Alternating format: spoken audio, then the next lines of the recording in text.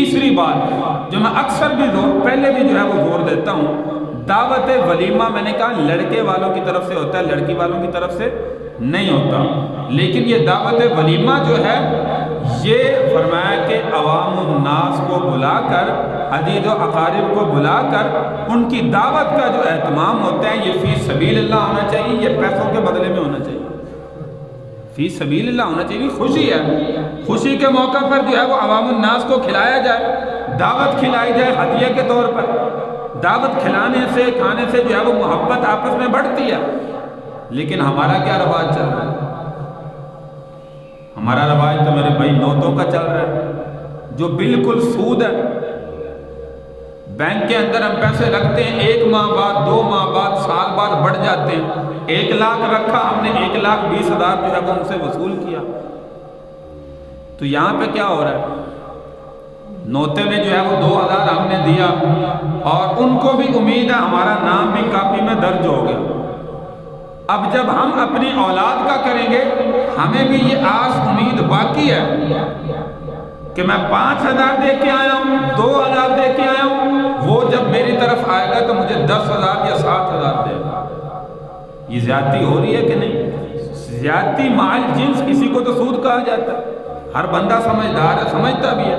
پیسوں کے بدلے میں پیسوں کی بڑھوتری، یہی تو سود کی قسم ہے، سود کی تعریف ہی ہے۔ تو ہم یہ سارے سودی معاملات جو ہے وہ اپنے نکاح شادی کے اندر داخل کیے ہوئے اور کئی عرصہ دراز سے کرتے آ رہے ہیں، کسی کو جو ہے وہ کوئی فرق نہیں پڑتا۔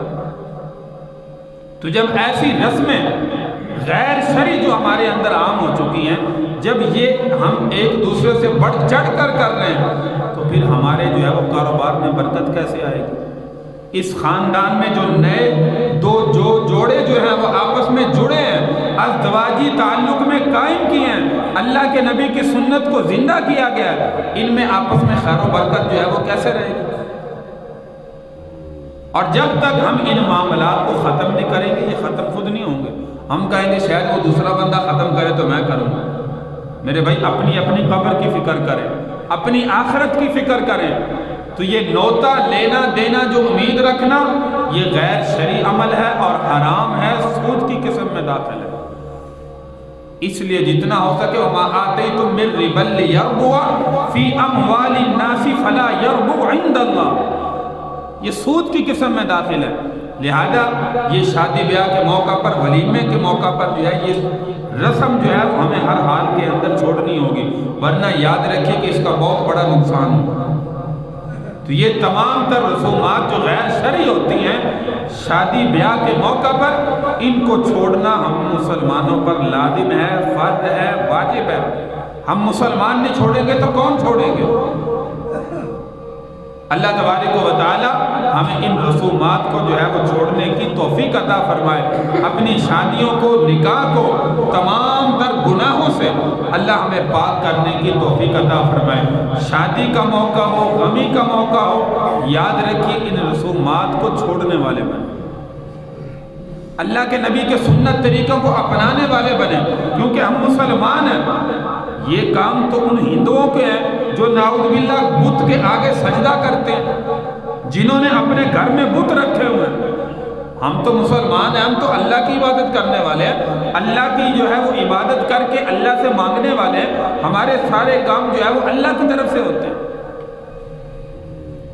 ہم ہندو تو نہیں، ہم تو مسلمان ہیں۔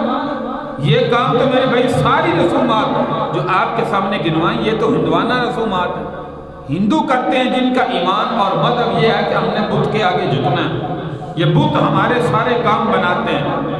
ہمیں تو پتہ ہے کہ انہوں نے اپنے ہاتھوں سے ایک جو ہے وہ مٹی کا پتلا بنا کے سامنے رکھا ہوا، اس کے سامنے سجدہ کرتے ہیں، اسی کے سامنے مانگتے ہیں، ساری حاجتیں ان سے اپنی جو ہے وہ وصول کرتے ہیں کہ شاید ہمیں یہ دینے والے ہیں، حالانکہ ہمارا اللہ جو ہے وہ ان تمام کی دنیا میں ضروریات کو پورا کرنے والا ہے۔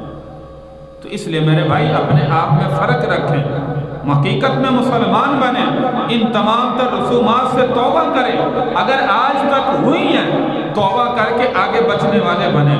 آپ ولیمے میں دعوت کریں تو الناس کی کریں، غرباء کو بلائیں، اور اس میں جو ہے وہ صرف اور صرف اللہ کی رضا رکھیں، ہمارا اللہ ہمارے اس عمل سے جو ہے وہ راضی ہو جائے۔ خوشی کا موقع ہے تو دعوت عام ہونی چاہیے، لوگوں کو دعوت کھلائیں، کھانا کھلائیں۔ اس دعوت میں جو ہے وہ تکلف بھی جائز ہے، سادگی بھی جائز ہے۔ اللہ کے نبی سے دونوں طریقے جو ہے وہ موجود ہیں۔ آپ زیادہ کھانے پکانا چاہتے ہیں وہ بھی جائز ہے، آپ مختصر کرنا چاہتے ہیں وہ بھی جائز ہے، لیکن اس پر پیسے لینا دینا یہ یاد رکھیے کہ سود کی قسم میں داخل ہے، یہ ناجائز اور حرام ہے۔ اس لیے ان نوتوں کی رسومات سے جو ہے وہ بچیں۔ اور اکثر ہم شادی کے موقع پر دیکھتے ہیں یہ ساری رسومات کر کے، گانا بجانا، ڈھول ناچ گانا، یہ سارا کچھ کر کے آخر میں نعوذ باللہ جب دلہن کی رخصتی ہو رہی ہوتی ہے اس وقت دلہن کے سر پر جو ہے وہ اللہ کا قرآن رکھ دیتے ہیں۔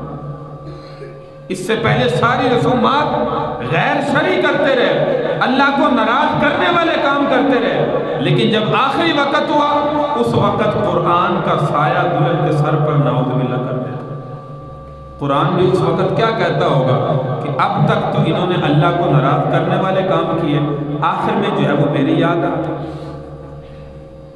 تو اس لیے خدا را اپنے نکاح کو، اپنی شادی کو، اپنی فوتگی کو سنت کے مطابق بنائیں۔ صحابہ بے شمار اللہ کے نبی میں شہید ہوئے، دنیا سے رخصت ہوئے، گھر میں بھی وفات پائے، لیکن ایسی رسومات خدا کی قسم اللہ کے نبی کے دور میں نہیں ہوئی، صحابہ کے دور میں نہیں ہوئی، جو آج کل رسومات جو ہے وہ